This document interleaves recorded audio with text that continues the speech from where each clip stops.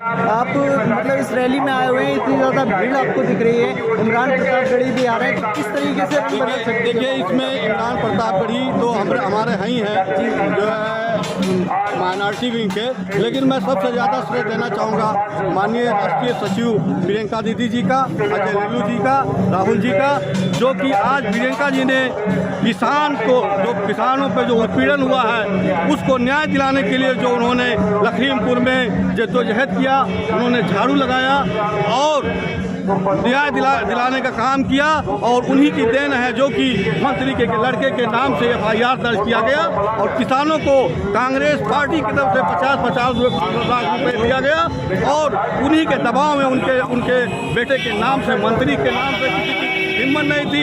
DM खुद गया था जो है जेल का निगरानी करने के लिए, लेकिन वही जो है जब हमारे प्रियंका जी का दबाव पड़ा और पूरी जनता का, कांग्रेस जन का दबाव पड़ा, तो उनको निर्णय लेना पड़ा और FIR लाज हुआ और वो जेल के सवालों में गए। असदुद्दीन ओवैसी भी आ रहे हैं यहाँ पे चुनाव लड़ने के लिए, क्या कहेंगे? ठीक बिल्कुल, ये लोकतंत्र है, प्रजातंत्र है, हिंदुस्तान है, हर व्यक्ति आज़ाद है अपनी मांगों को लेकर के चुनाव भी लड़ सकता है, लेकिन असदुद्दीन ओवैसी का यहाँ कोई रोल नहीं रहेगा। जैसे बंगाल में वो हार के आए थे, वैसे यहाँ भी हार के जाएंगे। इस बार कांग्रेस का परिवर्तन रैली है और कांग्रेस यहाँ गवर्नमेंट बनाने जा रही है। अच्छा, ओवैसी जी कह रहे हैं कि हिस्सेदारी नहीं मिल रही है मुसलमानों को, तो उस पर क्या कहना चाहेंगे? हिस्सेदारी देखिए भाई साहब, मैं बताना चाहूँगा, ये हिंदुस्तान है, हिंदुस्तान प्रजातंत्र है, लोकतंत्र देश है। यहाँ हिंदू, मुस्लिम, सिख, ईसाई सारे समुदाय के लोगों को हिस्सा बराबरी का मिल रहा है। असदुद्दीन ओवैसी को उनका रोटी सीखने का हिस्सा नहीं मिल रहा है, इसलिए वो इस तरह की बातें करते हैं। और जो है इमरान प्रतापगढ़ी को उप मुख्यमंत्री के रूप में दिखाया है कांग्रेस ने, उस पर क्या कहना है आप? देखिए, ये पार्टी का निर्णय होगा।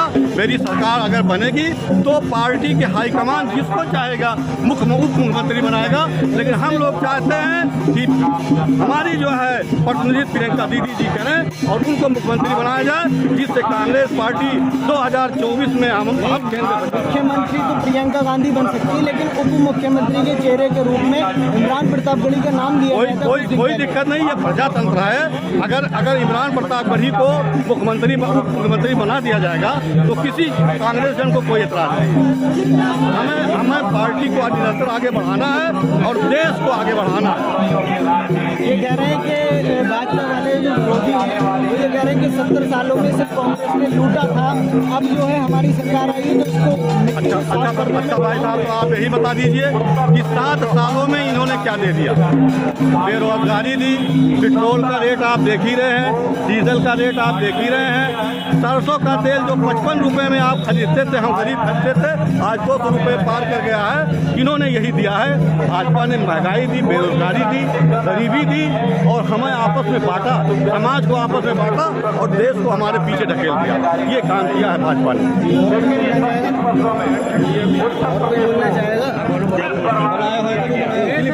अगर आप रैली में आए हैं तो आपको क्या लगता है किस तरीके से कांग्रेस रंग बदल सकती है? कांग्रेस रंग नहीं बदल सकती है। कांग्रेस जनता के प्रभाव से पूरे प्रदेश का और पूरे देश का सम्मान बदल सकती है, पूरे देश का भविष्य बदलना चाहती है, जनता बदलना चाहती है और जनता बदलेगी। कांग्रेस तो सिर्फ उसका एक प्रतिनिधित्व कर रही है। प्रियंका गांधी जी जो हमारे ये गांव और गरीबों के घर, दलितों के घर, सब जगह जो जा रही हैं, ये इनका महान सम्मान इनका होना चाहिए। जनता इनका महान सम्मान करे।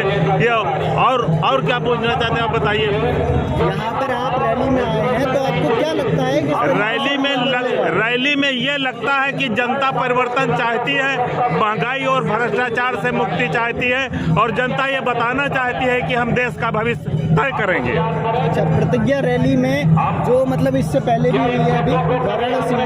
नहीं, वाराणसी में हुई है। इसके बाद में यहाँ पे हो रही है, तो वहाँ मतलब क्या वो रखे गए?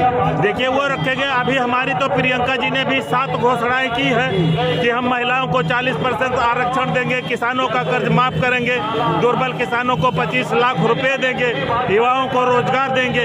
इससे तो पूरा प्रदेश बदल जाएगा। आम आदमी पार्टी यहाँ पर रहने आ रही है, उसके लिए देखिए, आम आदमी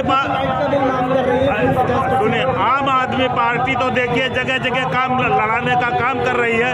आम आदमी पार्टी से वोट का बंटवारा करना चाहती है। जैसे अभी आप थोड़ी देर पहले पूछ रहे थे तो ओवैसी के बारे में, तो ओवैसी साहब सिर्फ वो भाजपा के एजेंट के रूप में यहाँ, जैसे पश्चिम बंगाल की जनता ने नकारा है, हमारे देश की और हमारे प्रदेश की जनता भी उनको नकारेगी। और उनका भी कहीं खाता खुलने वाला नहीं है, न कहीं उनकी जमानत बचने वाली है। जनता उनको जान चुकी है कि ये भाजपा के एक प्रतिनिधि है। बोलना चाहेंगे, आप रैली में आए हैं तो क्या सोच कर आए हैं, किस तरीके से कांग्रेस से आप जुड़े हैं, आपको क्या लगता है कि भाजपा सरकार जो है इतना अच्छा काम नहीं कर पा रही है जो कांग्रेस पार्टी करेगी? जिला सचिव बलरामपुर माइनॉरिटी से बीजेपी गवर्नमेंट जो कर रही है वो किसी से ढका छुपा नहीं।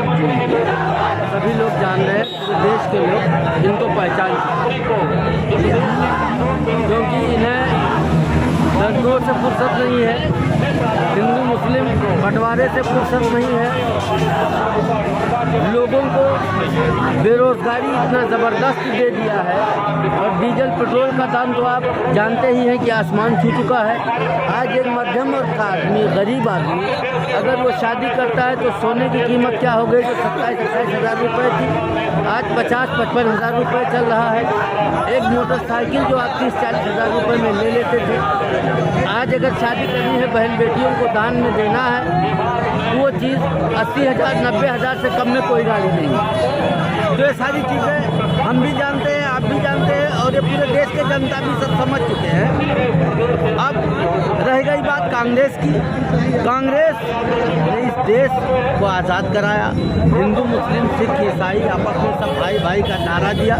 इसी के तहत कांग्रेस जो है सत्ता में आई और कुछ चीज़ें जो घर का मुखिया होता है उससे कहीं ना कहीं चूक तो थोड़ी बहुत हो ही जाती है।